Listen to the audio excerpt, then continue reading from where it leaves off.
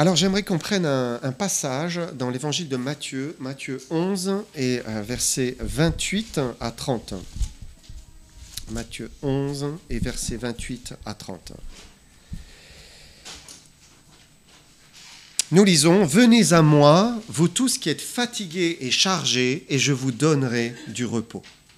Prenez mon joug sur vous et recevez mes instructions, car je suis doux et humble de cœur, et vous trouverez le repos pour vos âmes, car mon joug est doux et mon fardeau léger. » Pourquoi Jésus dit cela à la foule ? Parce qu'il savait, il regardait la foule et il voyait que certains étaient fatigués, étaient chargés. C'était un constat, un simple constat.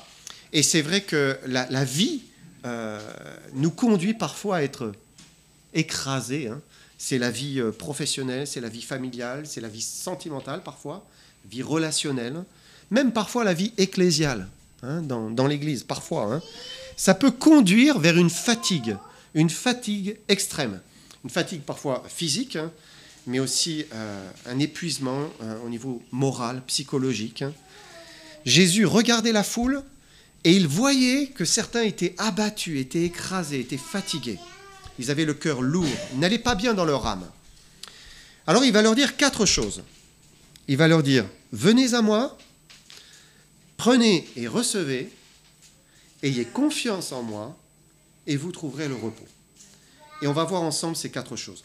Donc d'abord, verset 28, Jésus dit « Venez à moi, vous tous qui êtes fatigués et chargés, et je vous donnerai du repos. » Quand on entend ça, « je vous donnerai du repos », je ne sais pas à quoi vous pensez, mais vacances, une plage au soleil, un cocktail, que la charge soit ôtée en fait, qu'elle soit complètement ôtée, qu'il y ait un break, que le rythme s'arrête. Allez, donnez-moi un billet d'avion, là, je pars, je me repose. Certains vont préférer être dans un chalet à la montagne, pourquoi pas, une balade en forêt. Certains, ça va être se faire servir. Voilà, mettre les pieds sous la table et qu'on vous serve. Voilà, ça c'est le vrai repos pour certains. Qu'est-ce que représente pour nous ce mot, le repos ? Ce n'est pas forcément ce repos-là que Jésus nous offre dans ce passage. Bien sûr, on a besoin parfois d'un repos, dans le sens d'un break où ça s'arrête, de vacances. Quand on est épuisé moralement, physiquement, ça fait du bien de s'arrêter, voilà, de ne rien faire, simplement de ne rien faire. Jésus lui-même a dit à ses disciples, en Marc 6, verset 31, il a vu qu'ils étaient épuisés, ils étaient fatigués. Et il leur a dit, Marc 6, 31, « Venez à l'écart dans un lieu désert et reposez-vous un peu. » Car il y avait beaucoup d'allants et venants, et ils n'avaient même pas le temps de manger. Et Dieu sait que quand on tire sur la corde, à un moment, elle casse, elle casse. Et on a besoin de se reposer. On est des hommes, et voilà, on est lancé dans le flot des activités, du travail, et il faut parfois avoir un temps pour soi, un temps où on se repose. Je pense aussi à Élie. Vous vous souvenez, Élie, qui était épuisé moralement. Il était fatigué, pourquoi ? Parce qu'il y avait Jézabel, cette reine-là qui était mauvaise, avec ses faux prophètes, et Élie se sentait seul. Et il était au bord de la dépression. Et Dieu s'est approché de lui, il s'est endormi. Dieu lui a envoyé un ange, il lui a donné à manger, il lui a donné du repos. Et parfois, on a besoin de repos. Mais ce n'est pas forcément de ce repos-là dont Jésus nous parle ici. Le repos dont il parle, ce n'est pas un repos temporaire d'une semaine, 2 semaines ou un mois de vacances. Ce n'est pas ça. Ce n'est pas un simple break dans toutes nos activités, mais c'est un repos différent. Le repos que Jésus offre, c'est un repos dans l'activité. Un repos dans la vie de tous les jours, dans tout ce qu'on fait tous les jours. Un repos où on continue à agir, on continue à bâtir, à planifier, à avancer en fait, à progresser. Et c'est même un repos par la réussite dans ce que nous entreprenons. On réussit, Dieu est avec nous et il nous donne du succès dans ce que nous faisons. Et là, il y a un repos, il y a un vrai repos. Peut-être vous me direz, la vie est dure. Est-ce que parfois vous ne l'avez pas pensé ? Dans certaines circonstances, la vie est dure. C'est vrai, Parfois on se dit, mince, c'est dur. Ou peut-être que vous ne pensez pas que la vie est dure? Parce que quand tout va bien, on oublie. C'est vrai, hein? C'est fou comme une période où tout va bien, on oublie les moments difficiles. Parfois, c'est dans la jeunesse, parce qu'on n'a pas encore vécu des choses réellement difficiles. Donc, voilà, pour nous, la vie n'est pas difficile. Mais un jour ou l'autre, on passe par l'épreuve, on passe par le deuil, on perd quelqu'un que l'on aime, on passe parfois par la séparation, par la solitude, par l'échec, la souffrance, la maladie, des relations difficiles. Et dans ce moment-là, eh bien, il y a l'invitation de Jésus. Venez à moi, vous tous qui êtes fatigués, chargés, je vous donnerai du repos. C'est Jésus qui fait la promesse lui-même. Il dit, il va donner du repos à celui qui vient à lui. C'est une invitation qui est ouverte à quiconque a besoin de repos. Jésus dit, venez à moi. Si Jésus était encore là, sur terre, ça serait facile. On se dit, je vais m'approcher de lui, je vais rester avec lui, je vais être avec lui, voilà, je vais l'écouter. Mais aujourd'hui, Jésus n'est plus là. Il est mort, il est ressuscité, et puis il est remonté au ciel. Alors comment vient-on à lui?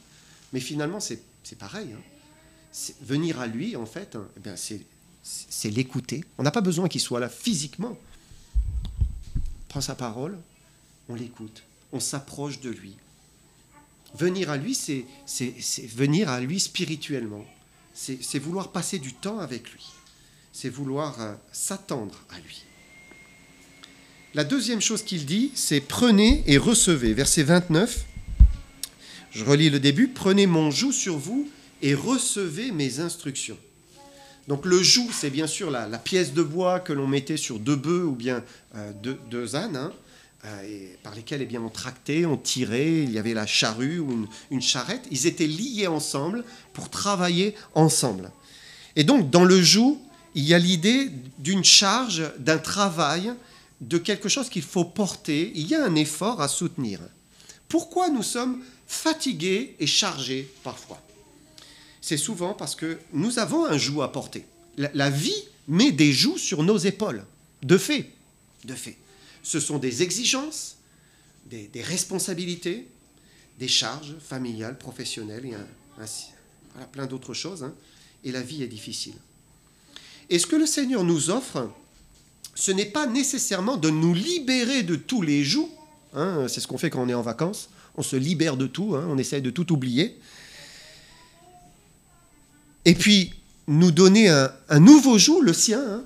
Voilà, je me libère de tout et je prends le sien. Hein. Ce n'est pas forcément cela. Hein. Ça peut vouloir dire cela. Si jamais, eh bien, nous sommes avec plein de jougs qui ne sont pas les jougs que Dieu veut que nous portions. Alors oui, Dieu va nous en délivrer, mais pas forcément.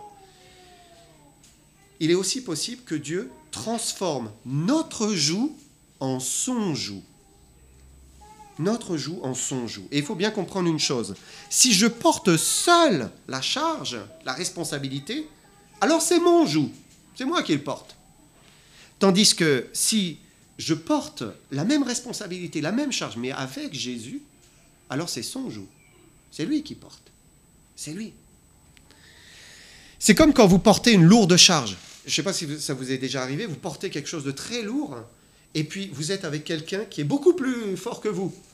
Et puis au bout d'un moment, vous dites, mais je porte rien là. Moi, ça m'est déjà arrivé, porter un piano, il y a longtemps, hein, et j'étais avec des costauds, et finalement je me suis dit, bon, je porte rien, quoi. C'est léger ce piano.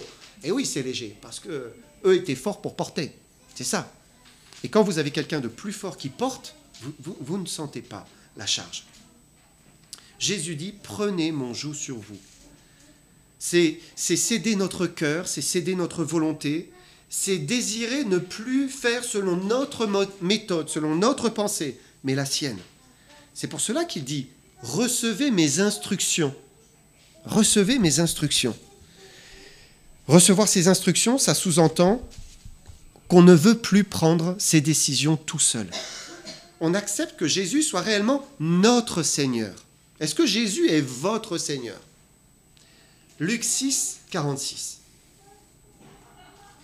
Luc 6, 46. Pourquoi m'appelez-vous Seigneur, Seigneur, et ne faites-vous pas ce que je dis? C'est une bonne question, hein? Si Jésus est notre Seigneur, nous allons désirer faire ce qu'il nous dit, recevoir vraiment ses instructions, obéir à ce qu'il demande, sinon, il n'est pas réellement notre Seigneur. Il ne l'est pas. Et pour nous donner du repos, Christ veut aussi nous soulager des jougs qui sont blessants, des jougs humains, des jougs qui sont écrasants. Parce qu'on peut dire qu'il y a deux types de jougs. Il y a le joug que Christ ne va pas ôter, c'est le fardeau qu'il veut que nous portions. Et pour celui-là, qu'est-ce que veut faire le Seigneur? Il veut simplement venir se glisser en dessous, le faire sien, il veut le porter avec nous. Et lorsqu'on cesse de vouloir le porter seul, alors, eh bien, hop, il est plus grand que nous, il est plus fort. Donc, il porte la charge parce qu'on compte sur lui. Ça devient son joug. Et puis, il y a le joug, parfois nous mettons sous des jougs que le Seigneur n'a pas voulu pour nous. Et on se met en dessous, un joug qui n'est pas nécessaire. Je me souviens quand j'étais à Paris, donc je suis arrivé à Paris pour faire mes études. On m'a donné un travail, c'était tout cuit. Je suis arrivé, c'était quelqu'un qui partait, un chrétien, il m'a dit tu peux prendre ma place. Donc j'ai pris sa place. Un très bon travail pour un étudiant. C'était 12 heures par semaine, 3 fois rien, et j'étais payé à un barème, je ne sais pas à quoi ça correspond, c'était encore des francs à l'époque, mais j'étais très très bien payé, je sais. C'était beaucoup plus que le SMIC, simplement à m'occuper du courrier, et 12 heures par semaine, c'était rien. Mais quand je suis arrivé, il y avait de l'inquiétude dans mon cœur. Je me suis dit, mais je ne vais pas avoir assez d'argent. Il faut que je trouve un deuxième travail. Alors j'ai trouvé un deuxième travail. Donc je travaillais à la gare.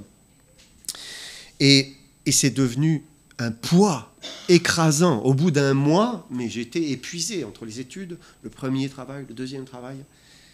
Et c'était un joug qui n'était pas nécessaire, qui était inutile. Et Dieu a voulu faire sauter le joug. Et quand il a fait sauter, le Seigneur m'a permis d'avoir un petit truc qui ne prenait pas beaucoup de temps et qui me permettait d'avoir un petit plus.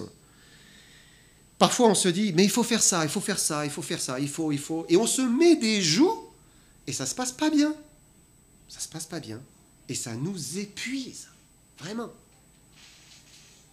S'il est réellement le Seigneur, si on reçoit ses instructions, il va nous libérer des jougs qui n'ont pas lieu d'être, des jougs inutiles. Et si on le laisse être le Seigneur, eh bien on va porter le joug avec lui. Il va le porter avec nous, on ne sera plus seul et on comptera sur lui chaque jour. La question c'est, est-ce que je veux que Jésus soit mon Seigneur? Vraiment, le Seigneur. C'est ça la question. Et là souvent, il y a une peur. Il y a une peur qui monte. Peur de laisser Dieu être Dieu dans notre vie. Peur de lui laisser les rênes, de lui laisser le volant. Voilà, tu conduis, je pilote plus, c'est toi Seigneur. Peur de lui laisser tout le contrôle. On a peur. Qu'est-ce qui va m'arriver si je lui cède tout?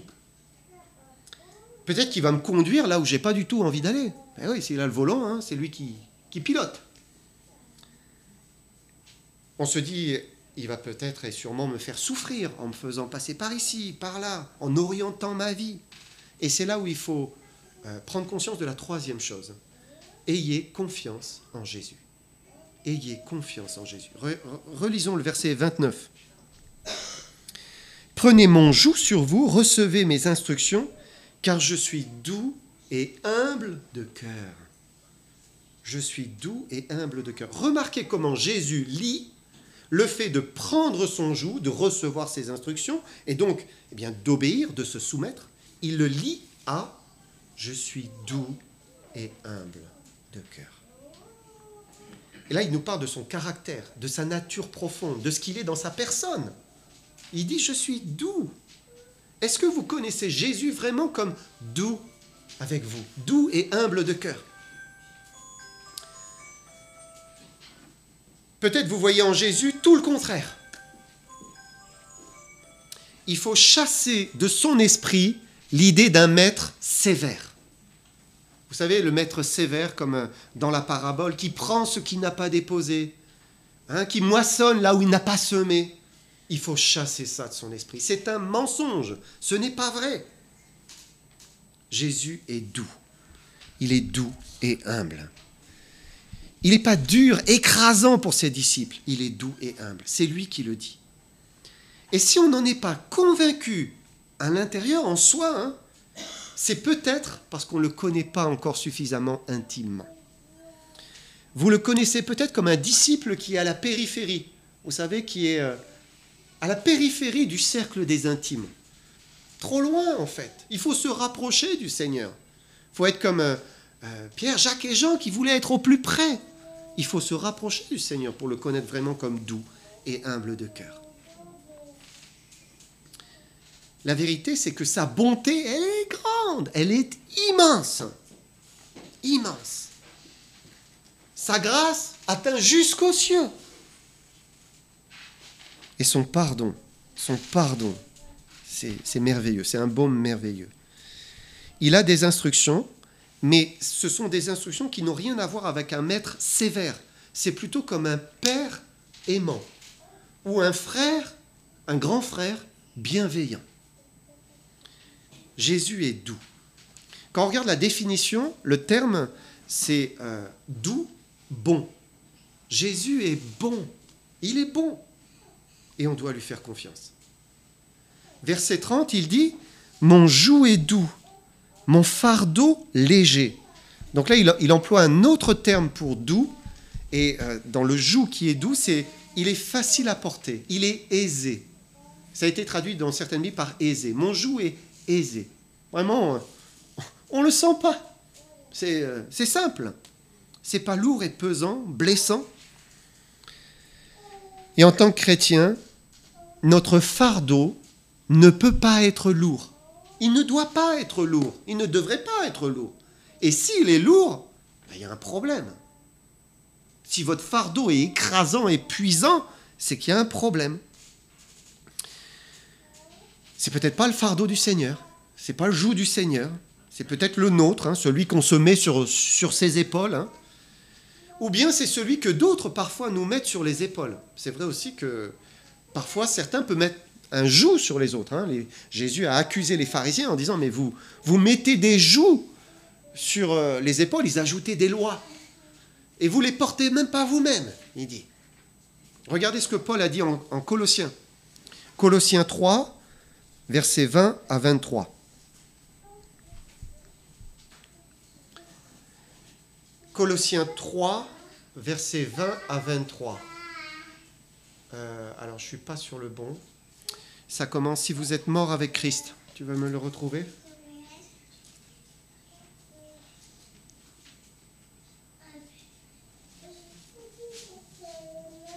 Voilà, merci.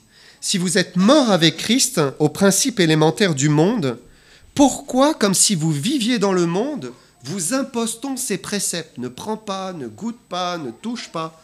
Préceptes qui tous deviennent pernicieux par l'abus et qui ne sont fondés que sur les ordonnances et les doctrines des hommes.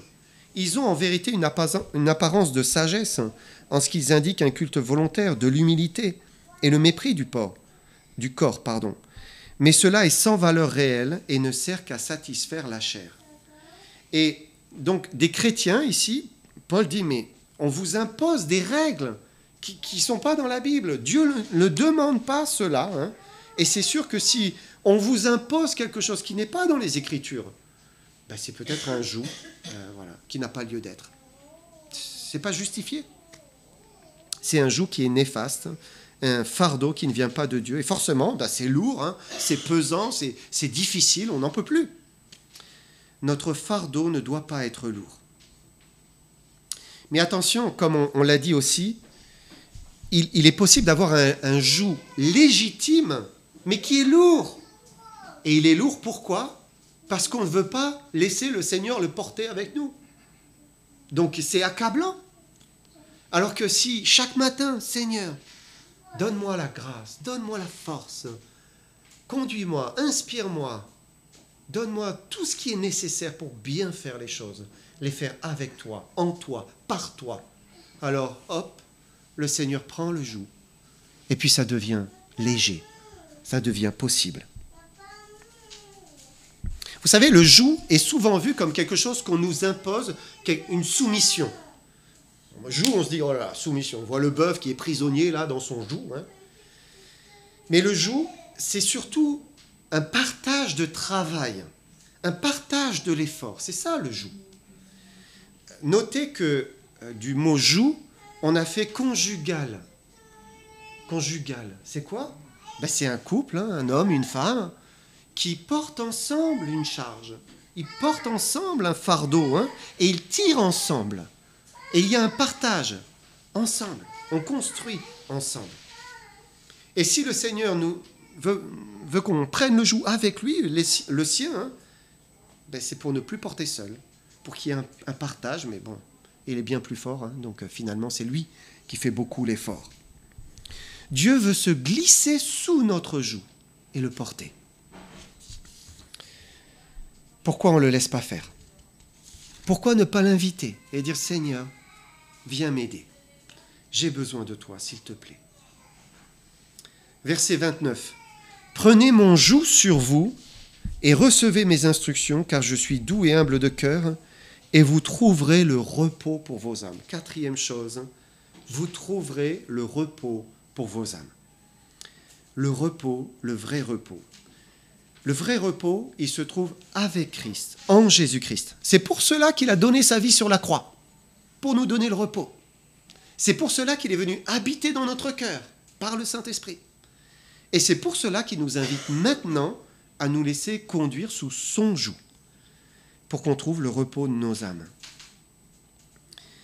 La vie est difficile, mais celui qui vient premièrement à Jésus-Christ, par la foi, qui croit, qui se donne à lui, et qui croit que vraiment il est mort pour lui, et ensuite celui qui accepte son joug, qui accepte qu'il soit le Seigneur, qui reçoit ses instructions, et qui lui fait confiance, il trouve le repos, le vrai repos.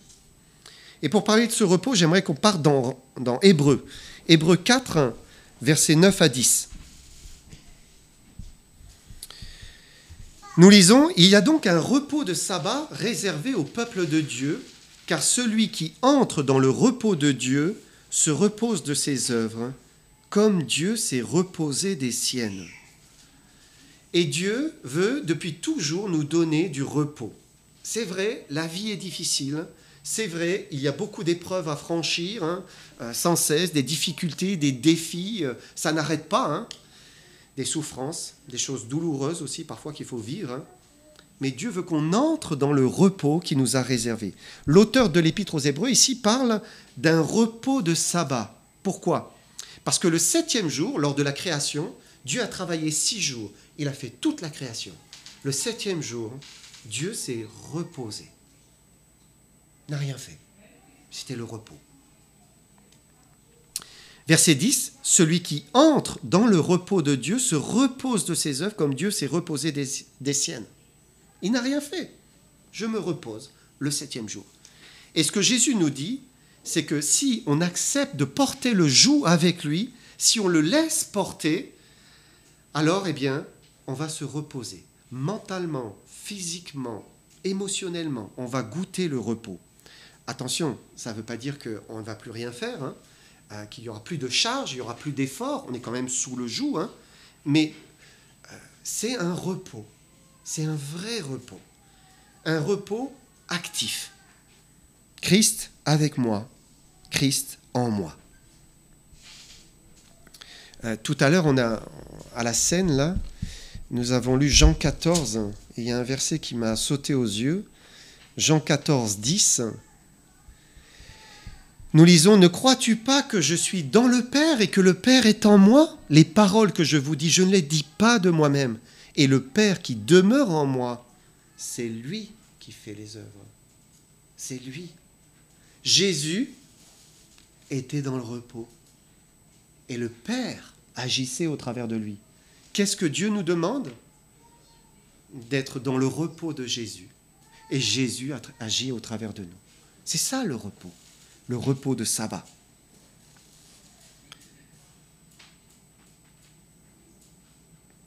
Si nous sommes avec lui sous son joug, alors ce n'est plus difficile, pesant, blessant, mais on goûte au repos de Dieu et vraiment on se repose de nos œuvres, hein, comme Dieu s'est reposé des siennes. Dans Éphésiens chapitre 2, vous vous souvenez, ce passage qui parle du salut. Car c'est par la grâce que vous êtes sauvés, par le moyen de la foi. Cela ne vient pas de vous, c'est le don de Dieu. C'est un cadeau que Dieu fait. Ce n'est point par les œuvres, afin que personne ne se glorifie. Ça veut dire qu'on ne peut pas mériter le salut. Il n'y a pas d'œuvre à faire pour recevoir le salut. On le reçoit gratuitement, gracieusement. Seigneur, je crois que tu es mort pour moi. Je crois, sauve-moi. Dieu nous sauve. On est enfant de Dieu. Il nous fait naître de nouveau. Ce n'est point par les œuvres. Mais regardez le verset 10, le suivant. Car nous sommes son ouvrage, ayant été créés en Jésus-Christ pour de bonnes œuvres que Dieu a préparées d'avance afin que nous les pratiquions. Ça veut dire que après le salut, après avoir reçu Jésus-Christ, on peut entrer dans des œuvres préparées d'avance. Ce ne sont pas nos œuvres, ce n'est pas nous qui portons, ce n'est pas nous qui agissons, c'est Christ qui agit au travers de nous. C'est lui qui porte, c'est sa force. Dieu a préparé des bonnes œuvres pour nous. Et ce sont les siennes. Et ce que nous sommes aujourd'hui, ce n'est pas pour nous-mêmes. Ce n'est pas pour nous-mêmes. Ce n'est pas pour notre gloire. Ce n'est pas pour notre enrichissement personnel. Si nous sommes à Jésus-Christ, nous sommes ce que nous sommes pour lui. Pour que lui soit au travers de nous et qu'il agisse au travers de nous. Pour faire les œuvres qu'il a préparées. Des œuvres qui sont devant nous et dans lesquelles il va nous faire entrer. Dieu a un plan. Et quand on le laisse faire et qu'on veut marcher avec lui sous son joug, on entre dans son plan. On a des belles œuvres préparées. Relisez avec moi Hébreux 4, 9 à 11. Hébreux 4, 9. Il y a donc un repos de sabbat réservé au peuple de Dieu. Car celui qui entre dans le repos de Dieu se repose de ses œuvres, comme Dieu s'est reposé des siennes. Verset 11. Empressons-nous donc d'entrer dans ce repos, afin que personne ne tombe en donnant le même exemple de désobéissance. Jésus nous presse, Dieu nous presse d'entrer dans ce repos. Empressons-nous. Parce que dans le christianisme, les siècles du christianisme, il y a des croyants qui ne veulent pas se reposer pleinement en Jésus-Christ. Ils préfèrent faire des efforts par eux-mêmes, travailler par eux-mêmes. Et ils ne peuvent pas entrer dans les œuvres préparées d'avance. Ils vivent une vie par la chair. Bon, ils font des choses, ils accomplissent, mais par la chair. Ils ne veulent pas. Plutôt que de se reposer sur l'œuvre de Jésus-Christ, plutôt que d'accepter le joug de Jésus-Christ et de faire confiance à Jésus-Christ, de compter sur lui. Ils disent, je vais m'en sortir tout seul, je n'ai pas besoin de lui. Ils ne veulent pas entrer dans le repos. C'est comme les Israélites. Vous savez, ils sont sortis d'Égypte. Donc voilà, ils passent la mer Rouge, ils arrivent dans le désert. Dieu leur dit, j'ai un bon pays pour vous, un pays merveilleux, un pays où coulent des sources d'eau, eux qui étaient dans le désert, un pays où il y a du miel, où il y a du lait en abondance, où il y a des fruits, des grappes de raisin énormes. Un pays où vous allez vous reposer. Ça va être le repos. Après la souffrance, après l'esclavage du péché, puisque l'Égypte représente le monde, les Israélites étaient aux portes du repos. Ils allaient pouvoir entrer dans le pays, se reposer. Et vous savez la suite, ils furent incrédules. Ils n'ont pas fait confiance. Ils n'ont pas voulu entrer dans le pays du repos préparé. Comment c'était possible? Comment était-ce possible? Dieu avait préparé pour eux le meilleur. C'était un plan béni. Et non, ils n'en ont pas voulu. Ils se sont endurcis, n'ont pas voulu, et ils sont passés à côté du plan que Dieu avait prévu pour eux. Et ce qu'ils ont eu, c'est le désert. Ils ont vécu une période de désert, de fatigue, de chaleur, de sécheresse. Et ça a duré pendant 4 décennies. Et c'est pour cela que le Seigneur nous dit, empressons-nous d'entrer dans son repos, afin que personne ne tombe en donnant le même exemple de désobéissance. Notre bon pays, à nous chrétiens, notre pays d'abondance, de fruits, de sources d'eau, il se trouve en Jésus-Christ. C'est sous son joug. C'est là où Voilà, on est dans le repos. Il faut faire confiance à celui qui a dit « Je suis doux et humble de cœur, et vous trouverez le repos pour vos âmes. » Vient maintenant la mise en pratique.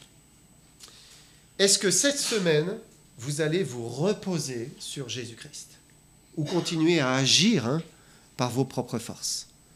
La mise en pratique, c'est dire, cette semaine, je vais te confier ma vie, Seigneur.